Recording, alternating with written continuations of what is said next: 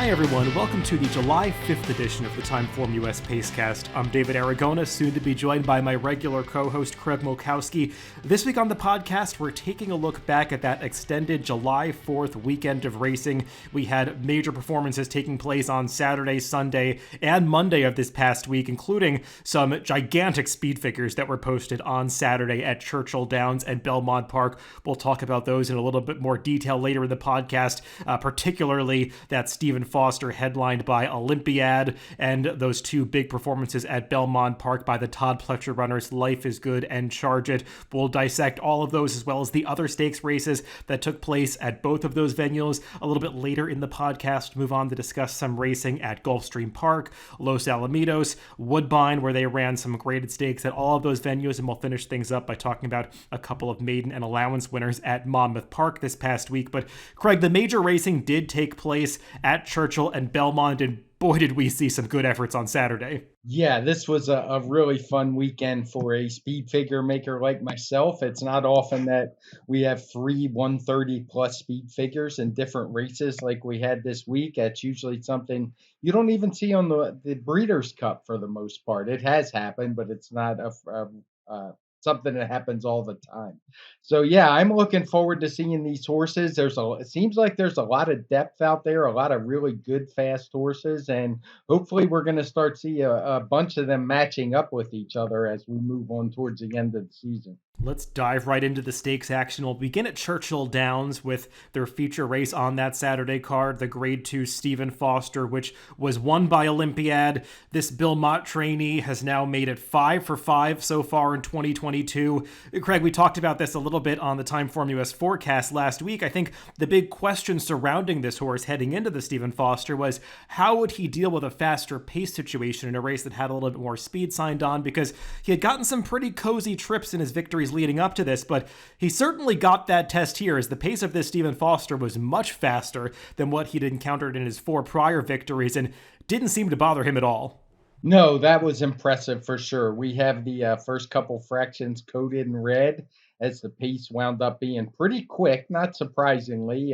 We had talked about Caddo River drawing the rail, kind of having his hand forced, and he went quick. He did a 167 opening quarter, a 157 half. He was pressured during that by Olympiad. So just a really good performance. I don't think many people had Olympiad up there with some of the other horses we've talked about. One we're going to talk about later, a horse like Flightline in the speed figure department. But when you're running a 136, that's a serious number. And he didn't do it under the easiest of circumstances. No, for sure. You could see it developing heading into that clubhouse turn. There were 4 horses across the track vying for the lead. Actually 5 before American Revolution kind of got pushed out of position and tucked back in behind those horses. But Olympiad was right in the teeth of that pace the entire way. He took over from Caddo River on the turn. It looked for a minute like Mandaloon was going to issue a real challenge at the top of the stretch, but he couldn't go with Olympiad in the stretch. And when this horse turns into the straightaway, it's just like he always finds another gear. He's got such a strong finish to him. American Revolution, he was trying so hard to bridge that gap in the stretch. He just couldn't quite get there. Olympiad, I mean, he's in great form right now. And that 136, like you were saying, it's right up there with the best speed figures that we've seen earned by anybody. And the way that he finished up in this race, I don't know if we should be so concerned about stretching out to a mile and a quarter later in the year in the Breeders' Cup Classic. No, it would be hard for me to think another furlong would be much of a challenge, just because of what you said, how he finishes off the races. He doesn't lag home. He finishes powerfully.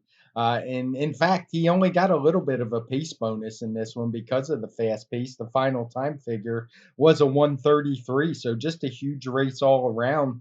And I don't want to knock some of the others in behind too, because there were a lot of big numbers in this race. I thought American Revolution did rebound just as both of us suspected he would in this spot. He just ran into a monster, but he ran a 132 speed figure, and then we had about 3 or 4 mid to upper 120 speed figures in behind, and Proxy Mandaloon and Title Ready even ran a 123 in here. So just a really strong, solid race.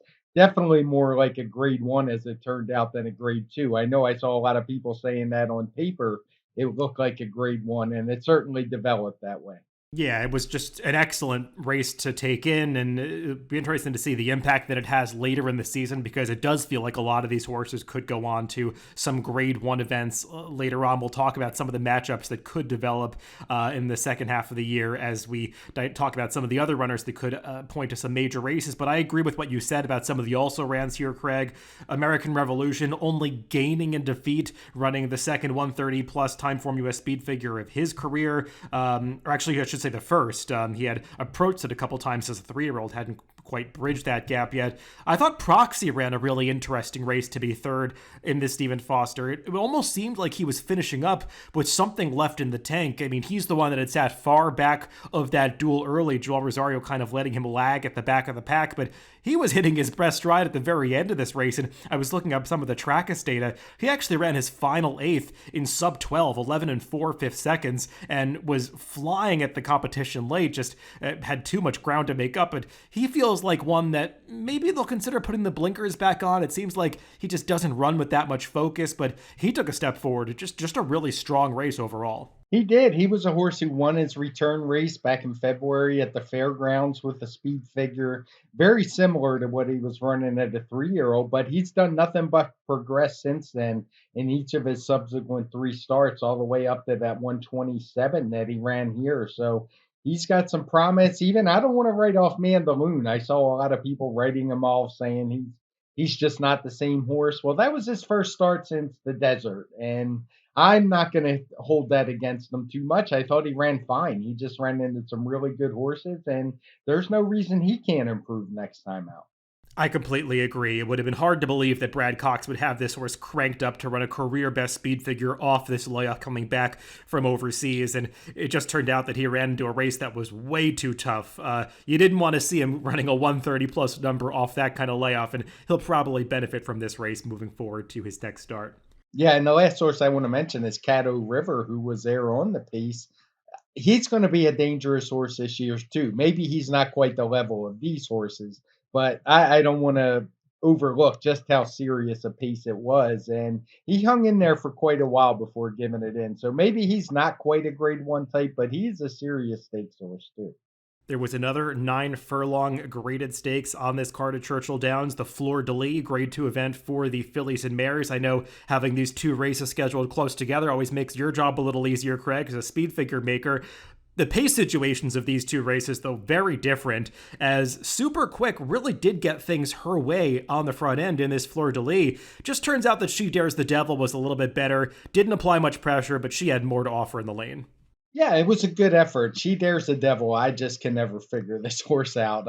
I thought she was a must use in here, but she stepped up and ran one of her better races. She got a 120 speed figure. She was able to sit off that loose on the lead Super Quick, who wasn't setting slow fractions. She was going solid numbers, but was all by herself. And She Dares the Devil just went and got her. The top two both got 120 speed figures for the effort, but I think She Dares the Devil was the best horse for sure. The speed figures probably don't really tell the whole story here.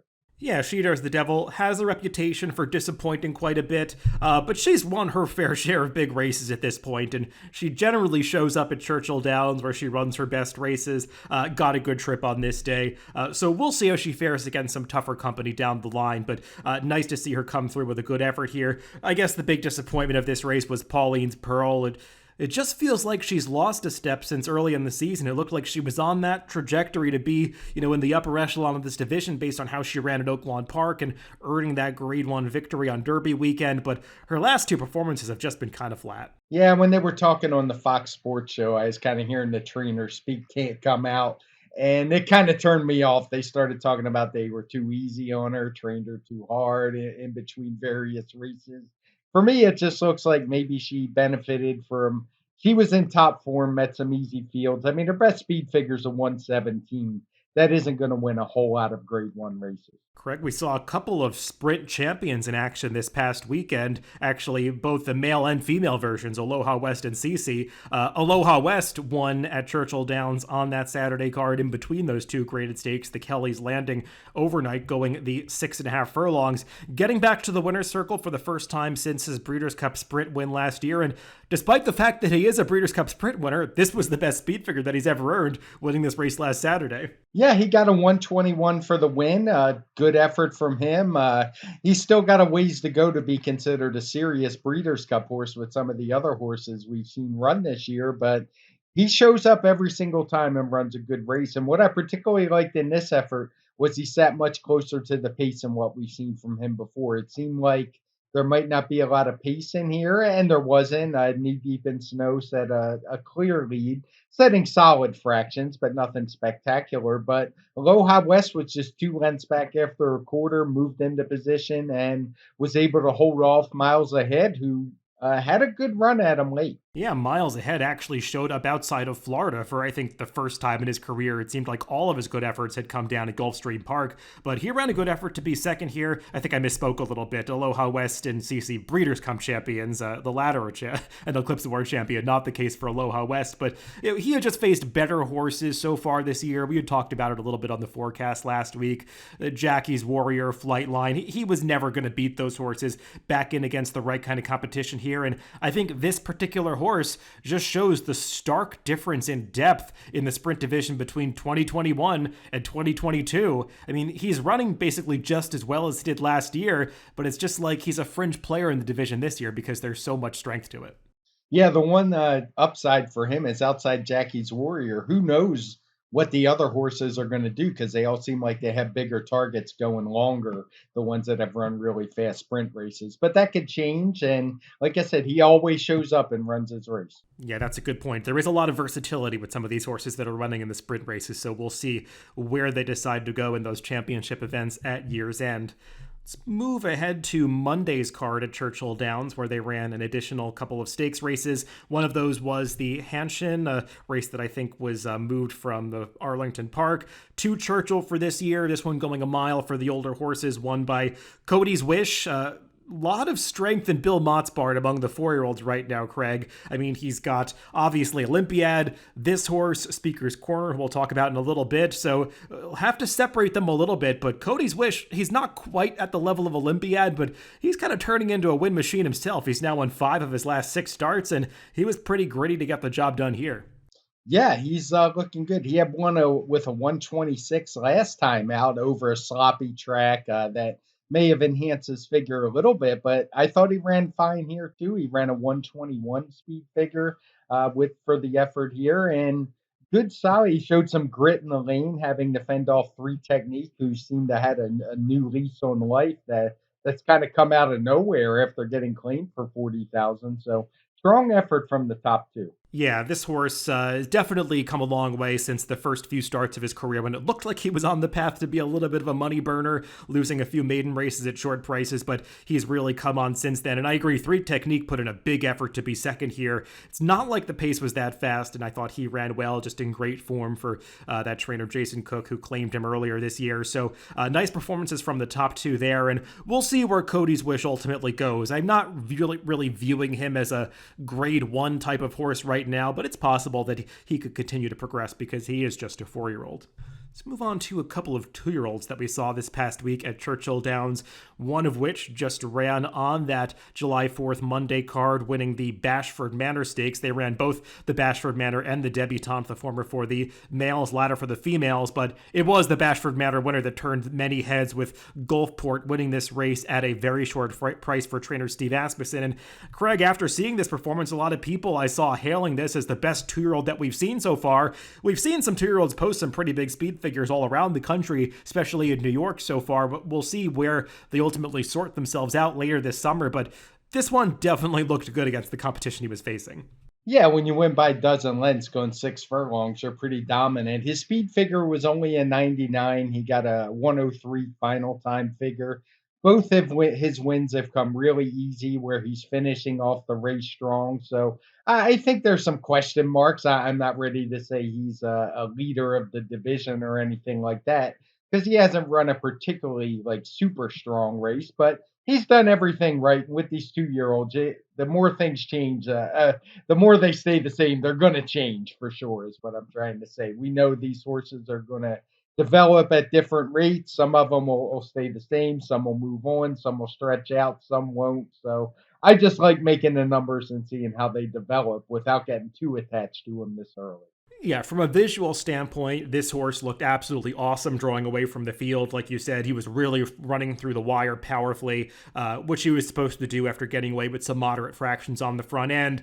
But we've talked about this in past years, Craig. I feel like some of these early season 2-year-old stakes races, they don't really come up that much tougher than some of the maiden races that we see at this time of year, particularly at a meet like Churchill Downs, and that'll even be true when we get up to Saratoga in New York. I'm not convinced that this horse was beating much more than a glorified maiden group here, so we'll see what he does against some tougher competition, but I don't want to go overboard with praise for a runner that was really just not beating anything special. And frankly, I was a little bit more impressed with the 2-year-old that we saw on Saturday at Churchill Downs, a maiden winner going the same 6-furlong distance, Damon's Mound, who won his debut for trainer Michelle Lovell. Not a ton of pedigree on this horse, but he certainly looked good, winning off by a similar margin, a dozen lengths. Yeah, and he got a 104 speed figure doing it and a 107 final time running the same distance. So I guess that's kind of the point I was trying to make, is calling it a stakes race doesn't really change a whole lot. I want to see how fast these horses run. And the difference with this one is he actually rated off of that slow pace just a little bit. He didn't break all that well. He was wide around the track and just absolutely blew him away. So I'm with you. I would prefer this one over Gulfport, but you just don't know till we see with them stretch out and face some real competition. Yeah, and I think part of the reason Gulfport is getting so much buzz is he's got a big pedigree. He's by Uncle Mo. The dam of Gulfport is a full sister to Cross Traffic, who was that brilliant runner for Todd Pletcher a number of years ago. So, I mean, definitely pedigree for this horse to stretch out a little bit. Not a ton of pedigree for Damon's Mound. This horse is by first crop sire Gervin. We haven't seen a whole lot of his progeny. The dam side, I mean, it's a homebred, and the people who own this horse, they've been breeding generations of this dam side. If you go back, I mean, I think they even bred the third dam of this horse, but it's not a particularly productive pedigree. Some Texas breds in there. So, I mean, we'll see how good this horse ultimately turns out to be and what kind of distance he wants to run, but he really looked good to me. Like you said, didn't break well, ranged up, and just traveled like a winner every step of the way. He's got this interesting way of moving. It's almost like a shuffling stride, but he just travels so smoothly. It's like he's floating across the ground. So definitely interested to see where this horse goes next and if he's able to continue progressing. Let's move on to Belmont Park, and we'll go back to some of those races that earned gigantic speed figures from this past week, particularly those 2 stakes races that they ran on Saturday. We'll begin with the older horse, Life is Good, who came back from Dubai. A little bit of a disappointing effort in the Dubai World Cup, though probably the distance exposed him that day a little bit, trying the 1.25 miles. Turning back to the 7 furlongs in this John neighborhood, much more within Life is Good's comfortable wheelhouse. And I mean, he just strutted his tough and basically flicked away Speaker's Quarter, who unfortunately has met a couple of monsters in his last couple of starts.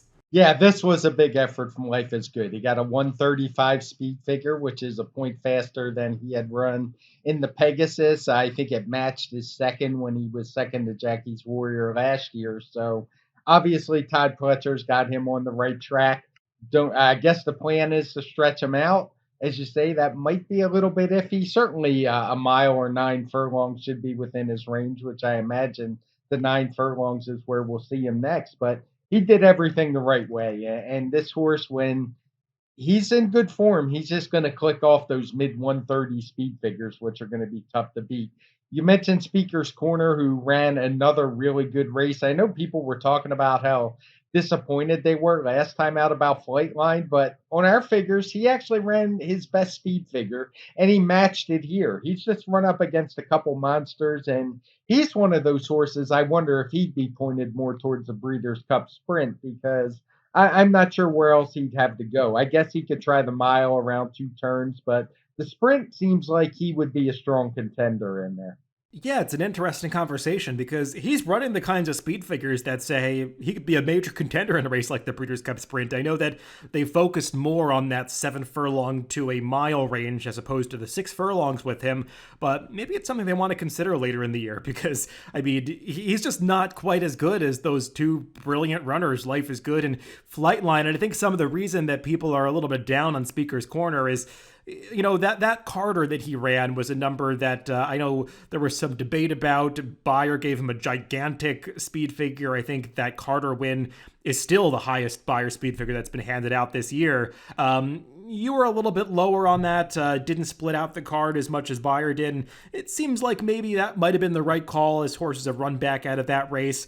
Speaker's Corner, I think he's just continuing to run well since the Carter. He's just run into a couple of horses that are simply better than he is. And like you were saying, Life is Good. It's just like he's a machine up to 9 furlongs. I mean, he just clicks off those 11 and change splits like it's nothing. And 10 furlongs probably will continue to be a little bit far for him. So we'll see where they decide to go later in the year. That matchup with Flightline that people want to see so badly, I feel like it just might not really play out because it seems unlikely that Life is Good will have the Breeders' Cup Classic as his targeted goal later in the season. But I'll be interested to see wherever this horse shows up next. And sounds like it could be the Whitney in a potential matchup with Olympiad, and that would be something to look forward to. Yeah, it would. I don't know. It seems like the Classic would almost have to be the goal. I don't know that running in another Breeders' Cup Dirt Mile is going to do much for him. It would seem like a concession that he just can't go that far. So I guess we'll see. I know Todd Pletcher says they want to go to the Classic. I have similar reservations as you, but it sure would be fun to see because we know the pace would be hot if he's in there. I mean, you know my take on this, Greg. I want to see all the horses in the Classic. Yes. I would like to see the Dirt Mile abolished. We don't need Yeah. that race. But yeah, I mean, I'm just being realistic about how trainers often handle these horses. But I mean, I would love to see it if they could all face off together. The other huge performance that we saw at Belmont Park on Saturday turned in by another Todd Pletcher runner, Charge It, the 3-year-old in the Dwyer.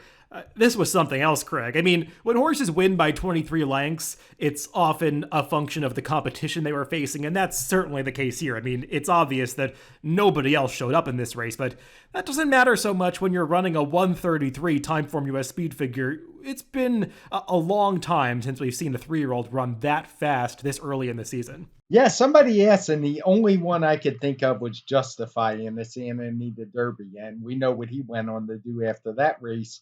Not saying that this horse is Justify, is just say there wasn't really much competition at all in here.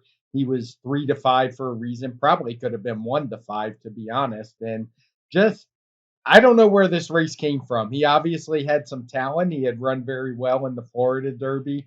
Didn't really run much in the Kentucky Derby. I think he wasn't seasoned. I guess he had a minor surgery, but the figure was legit. The card was really easy to make spit figures for. He actually got a little bit of a faster final time than Life is Good, but the pace was I don't want to say slow. It got knocked down a point because it was kind of a little bit slow in the middle, but just a really good effort from him and kind of puts a whole new light on that 3-year-old division because this is a serious runner here. Yeah, that was kind of my next question. What are we supposed to make of this? Is this horse suddenly the leader of the division? Is he, I mean, I guess he's kind of by default the favorite for the Travers now. Todd Pletcher was initially prior to this race saying this was the prep for the Jim Dandy. Sounds like now they're going to go straight into the Travers. I doubt they'd run this horse back off 4 weeks rest with this kind of performance out there. But I mean, I guess with this kind of speed figure in his tool belt, he's got to be considered, I mean, the one to beat the rest of the year. Yeah, it's I imagine the Travers would be next, as you say. I'm not sure who's all going to show up, but I would like to see him do it against a little more competition. But nothing showed me that he couldn't. He had a little bit of an interesting trip. He was kind of pinned down towards the inside. Johnny Velasquez, to be fair, to be not so diplomatic, just kind of forced his way out. But once he got clear, it was over. And with his pedigree, he certainly should be able to run all day. Yeah, I mean, I wouldn't be surprised if John Velasquez gets a little bit of a fine for that. I mean, the idea that anybody thought this horse should be disqualified is lunacy. I mean, he won by 23 lengths, and the horse that he fouled, Nabokov, I mean, obviously finished 70 lengths behind him. But I mean, yeah, I mean, it's bad optics when that horse gets eased, and this one kind of bumped that one out of the way.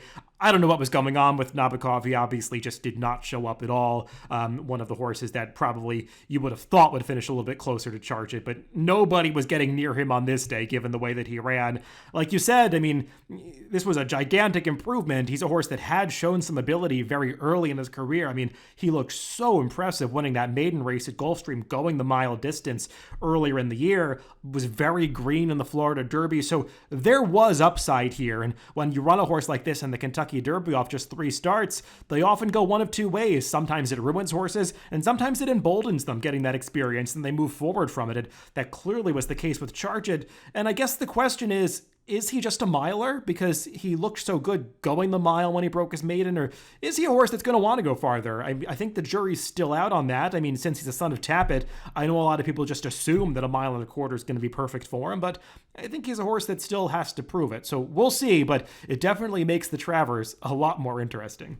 Yeah, I did want to ask you, what did you think of how he ran? I mean, he was a horse that had been pretty green at his early starts, and I thought I saw just a little bit of that, but he did look more professional to me. Yeah, I don't think he's a horse that's ever going to look like he's running straight as an arrow, but I mean, he looked much more professional, obviously, than the Florida Derby, where he was lugging in through the stretch. I mean, I did notice that John Velasquez, it's not like he was gearing this horse down at the end. I mean, even though he was up by 20 lengths, he was riding this horse hard through the wire. Maybe he didn't realize how far in front he was, or maybe they just want to make sure that this horse keeps his mind on business and, gets that experience. But I mean, they did not let up on him or go easy. I mean, they actually rode him to earn that speed figure. Yeah, that was definitely not one of the ones where people are going to say, well, he could have ran a 140. I mean, he was all in. The strong weekend for Todd Pletcher continued on Monday when he won the feature race at Belmont, the Manila Stakes for the 3-year-olds with Annapolis. Craig, this horse was the one that a lot of people thought was going to be the favorite in the Breeders' Cup Juvenile Turf last year before a setback forced him to miss that race. Obviously not at his best over that boggy turf course when he came back in the Penn Mile, but I think we saw the true Annapolis here, and this horse is still pretty good. Yeah, he got a 117 speed figure, which is his best so far, and that's pretty darn good for a 3-year-old turf male. We've seen years where they went through that whole NYRA series and horses barely got the 117, and he already did it in July. We got to see how far he can go. He's yet to go beyond the mile on the 16th, but he won this race easily in a canter. He had a little bit of traffic problems, but I like the acceleration he showed to get clear, and he could have got himself in some trouble. And the athleticism he showed is what I'm trying to get at. That he was able to get himself out of that and win as easy as the rider wanted. Yeah, this was not a 23 length victory, but it was pretty darn dominant. I mean, he just traveled well, and as soon as he found that clear seam, he asserted himself over this field and was not ridden that hard through the wire. I mean, he was kind of let up on a little bit at the end, and makes you think he's among the best 3-year-old turf horses out there right now. Obviously, he's not going to be competing in next week's Belmont Derby, but Todd Fletcher's already said that the next goal for him will be the second leg in that turf triple at NYRA, the Saratoga Derby, which I believe is at a mile and 3/16. So he'll try to stretch out a little bit, but definitely one that has a lot of promise because this was just his 4th career start. Todd Pletcher has another pretty good turf horse, though, Craig, which we saw on Saturday in a maiden race as Capensis, who was purchased for $2 million as a yearling, made his belated debut. A little bit surprising when I saw this horse entered on the turf because it's really not much of a turf pedigree. He is by Tapit. The Dam Terrace Tango was much more of a dirt and synthetic horse. I don't think she ever ran that effectively on the turf, but boy, did this horse seem to take to the green stuff. I mean, when he got in gear on the far turn, he just blew this field out of the water. Yeah, that was impressive. You don't often see a lot of debuts on turf like that. He obviously got a late start for some reason, but He got a 114 speed figure, and he was in against some maidens who had run some pretty good figures before. So I don't think it was a surprise. Yeah, I mean, I don't think it's a fluke that he ran that. He beat some solid maidens. Chad Brown had a couple in here, including Internal Capital, who went off the favorite. And just the way this horse did it, raiding in behind most of the field and blowing them away, the sky's the limit for him.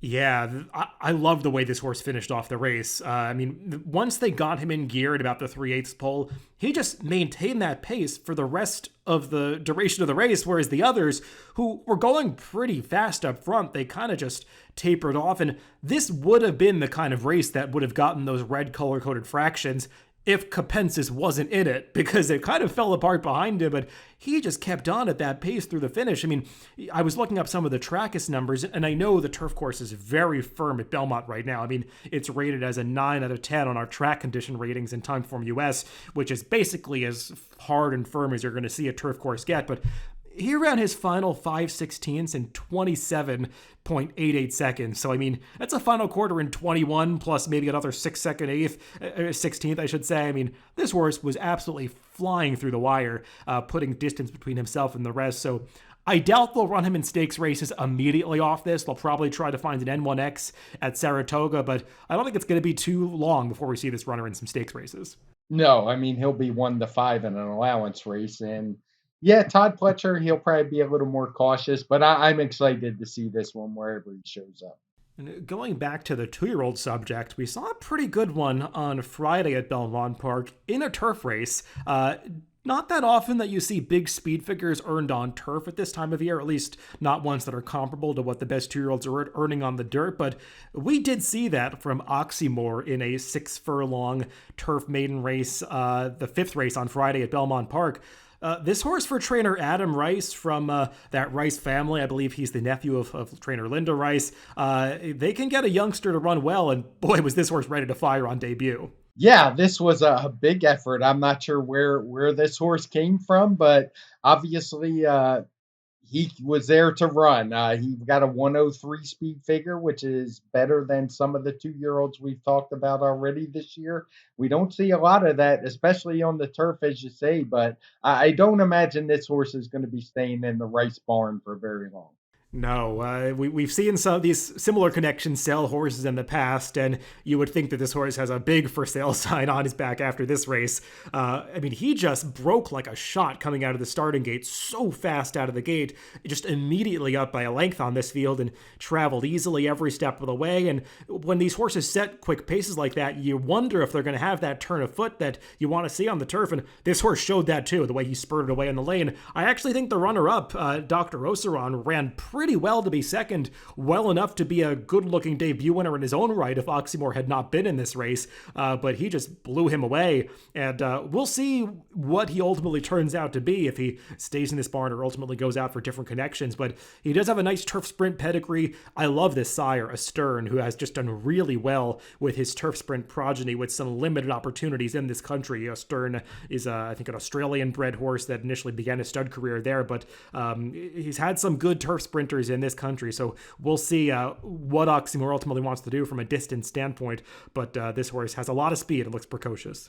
Yeah, the one thing I did want to say about the speed figure, this was the only sprint on the inner turf. The other race was a 10 furlong race, so obviously not easy to compare, but I was pretty conservative with this race. It could have been faster, to be honest. Yeah, and for people that are wondering if you're looking at the Beyer speed figures, I think this is one of the races where the Beyer team, for now, just decided to withhold a speed figure and not put one out for the reasons that Craig mentioned. The only turf sprint on the inner, and it was almost all first-time starters. So we at Timeform US, Craig could put that F notation in for the race rating to basically indicate, this was a race with all first-time starters, so it might not be a speed figure that we have 100% confidence in, but I think it's good for a race that came up this fast to put something out just to indicate that this looks like a pretty special horse. We'll just see how special when horses decide to come back out of this race. Let's move on to Gulfstream Park, where we saw a couple of nice sprinters in action on Saturday. Obviously, last year's female sprint champion was that Breeders' Cup Filly and Mare sprint winner, Cece, and she came back to win the Grade 2 Princess Rooney for the second year in a row at Gulfstream. Just nobody else in the same league as her in this race, Craig. No, she got no competition whatsoever. I guess on paper, Glass Ceiling had run some races, but she's starting to look more and more like an aqueduct or winter kind of track specialist. So, yeah, there was nobody else in here. She got a 113 speed figure for the win. Probably could have given it a little bit of a pace upgrade, but it maybe would have made a couple of the also rans look stronger than they really are. So we're just going to stick with that. This was similar to last year, I think. Just kind of a paid workout for her. Yeah, I mean, Cece is a really cool horse. She can sprint. She can go up to a mile and a 16th effectively. She's won grade ones at multiple distances. Just a really honest horse. I don't think anybody's ever going to consider her to be the best, most brilliant runner out there at any distance, but she just shows up and continues to try hard. And this was her first sprint victory of the year, so we'll see if they ultimately decide to point her at that Breeders' Cup Filly and Mare sprint again. That seems likely rather than pointing to the distaff. So maybe they'll sprint her a few more times between now and the end of the season, but I agree, she was just better than this field on the day. The other graded stakes that they ran on Saturday at Gulfstream Park was the Grade 3 Smile Sprint for the males on going the 6 furlong distance on the main track, and this one was won by Willie Boy, upsetting the fellow 4-5 shot Drain the Clock. And Drain the Clock, Craig, he just didn't show up in this race. I mean, that's always a question when these horses come back from overseas, but it's also starting to feel like maybe he just has not gone on developing from his 3-year-old season, and Willie Boy just in great form since coming back as a 4-year-old. Yeah, he just keeps moving in the right direction. It's hard for me to get too excited about this race. This was a really weak Grade 3. Willie Boy's got himself a nice winning streak going, but he got a similar 113 Timeform US speed figure as CC did, but did so with a more solid pace, especially that first quarter was pretty fast. Went into the 130s, was contested, and he was just able to use that outside post to his advantage. Just kind of sit back, watch the others go, and duel it out and take over. And once Drain the Clock really didn't show up, I guess I shouldn't say he was part of that fast pace, but you expect better from him. The race was pretty much over. He was able to hold off the only real closer in the race, Pudding. Speaking of dirt sprints that did not earn the flashiest speed figures, that theme continues as we move on to Los Alamitos. On their Monday 4th of July card, their feature was the Grade 2 Great Lady M Stakes. This one won by a pretty cool horse in Becca Taylor, in the sense that she is just a nose shy of being undefeated in 10 career starts, but I don't think anybody's going to mistake Becca Taylor for being among the best sprinters out there. No, I think like we have to give the same disclaimers every time she runs, but she does keep winning. She is only going to get like a 109 speed figure for this win after a 115 last time. It's going to be interesting to see. She's a cowbred, so she has tons of options. She's been able to run well and win on turf. She's won on synthetic, one on the dirt. So she's just a really cool horse. Even though this was a Grade 2, I wouldn't really consider her a Breeders' Cup horse or anything like that, but she is a cool one to follow. I mean, no, when it comes to the win machines, she's a little bit closer to a Pepper's Pride than she is a Zenyatta.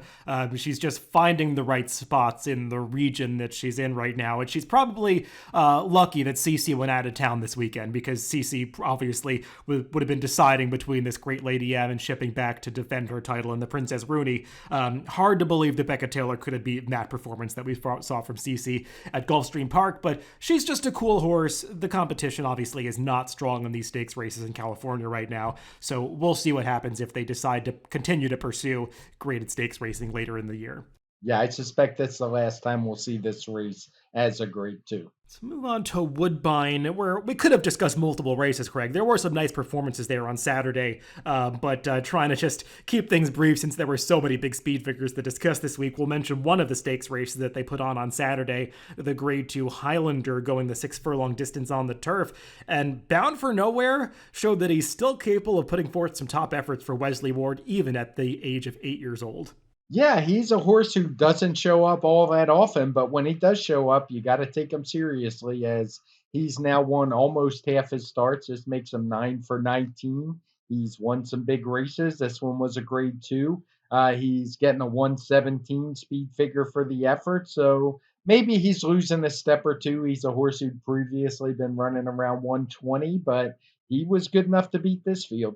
Yeah, and he did it from off the pace here. He's a horse that has shown a lot of speed in the past, but in this situation, other horses wanted to go, so Pablo Morales just kind of reserved him in mid-pack. But, I mean, he really produced a nice kick when they produced him. I will say, White Flag, who was third here at 35-1, was probably the unlucky horse from a trip standpoint. If you want to go back and watch it, you could see he was just kind of stymied in traffic for a good 3/16 of a mile from about the 5/16 pole to the 8th pole.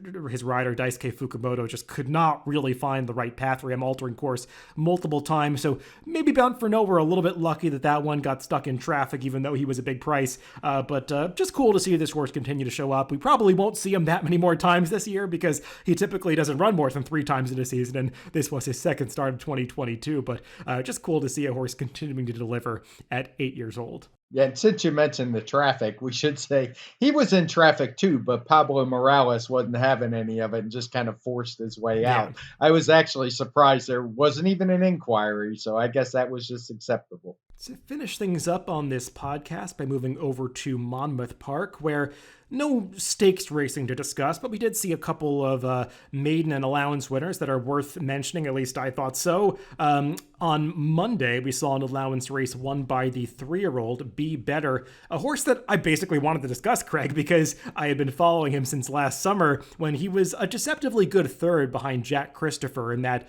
very fast maiden race at Saratoga. Had been off for a long time since then, came back with a maiden win, but I thought took a big step forward here to beat Allowance Company by about 5 lengths. He did. His comeback race in the back in early June was one where he finished really strongly. I mean, he was 2 to 5 that day. It's a race coded and all blue fractions, so he didn't get the greatest of speed figures. The final time was a 96, but he showed a little bit more what he has in the tank here. But I'm not sure if he showed it all. He got a 111 for this win. And he did it pretty easily to my eye. He's one that looks like he has some potential for Todd Pletcher. Yeah, there's a son of Uncle Mo. There's some nice dam side pedigree with this horse. He looked like one that would really want to go longer last year, even though they debuted him over that 6 furlong distance. And just a horse that I think has some potential. Todd Pletcher probably recognizing that he needs some time. That's likely why he's been running at Monmouth, not in New York. But the kind of horse that I'd like to see try the 1.125 distance, maybe in a non-winners of 2 allowance at Saratoga, or maybe a race like the Curlin that they run in 4 weeks that's open to horses that have not won a sweepstakes or I think a graded sweepstakes. So we'll see where they decide to go with him. But I thought just a horse that had some potential. Same thing for a horse that we saw on Saturday at Monmouth Park, a maiden debut winner for Chad Brown. And Craig, we've talked a little bit in the past about how Mandy Pope's Whisper Hill Farm has spent a lot of money on some horses at auctions, has not always had the racing success to go along with that auction buying success, if you could even call that success. But she's had some horses run pretty well over the past few weekends. Obviously, she's the owner of Charge It, and Pondwalker, who debuted here for Chad Brown, looks like a pretty talented 3-year-old filly. Yeah, if you thought that maybe Chad Brown didn't think much of this one because he sent it to Monmouth, I'd probably think again because this one ran very well. Obviously, got a 111 TimeformUS speed figure. Did it setting a pretty solid pace at Monmouth. So good effort on the debut. This is a 3-year-old filly, so that 111 stacks up pretty well with even stakes horses that we've seen. Yeah, and she's one of these ones with a European pedigree. I believe she was purchased at Tattersalls for just upwards of the American equivalent of about $200,000. She's a daughter of Frankel, so there's a lot of pedigree power behind this horse. I remember I had seen some of her workout videos in Saratoga last summer when she was working with some good ones, kind of had fallen off the radar, but sometimes these horses just need more time, and Chad Brown's a trainer that's happy to give these horses more time, and it seemed like she really benefited from it, winning this day debut nicely. It remains to be seen how strong this field was, Craig. There are a lot of first-time turfers in this race, runners that hadn't really run these kinds of speed figures before, so we'll see what was behind her, but just in isolation for her performance, she looked pretty good and won't be surprised when she develops into a nice one. Yeah, for sure. And the run Chad Brown is on, it just seems like it can't last. But every weekend we're talking about him. This is one of the few that we've only talked about him once or twice. But just another horse that he has in the barn and that'll be ready to run some big ones. The one thing I've noted, I'm curious if you have noted it as well, is he seems a lot more likely to let his horses use their early speed than he used to be. And I wonder if that is something that he was obviously already super successful, but just taking him to a new level. I can tell you that he's probably had a lot of people counseling him that he should go that route. He's got a lot of smart people in his ear that would be promoting that theory that speed is dangerous no matter the surface, dirt or turf. And also think about it.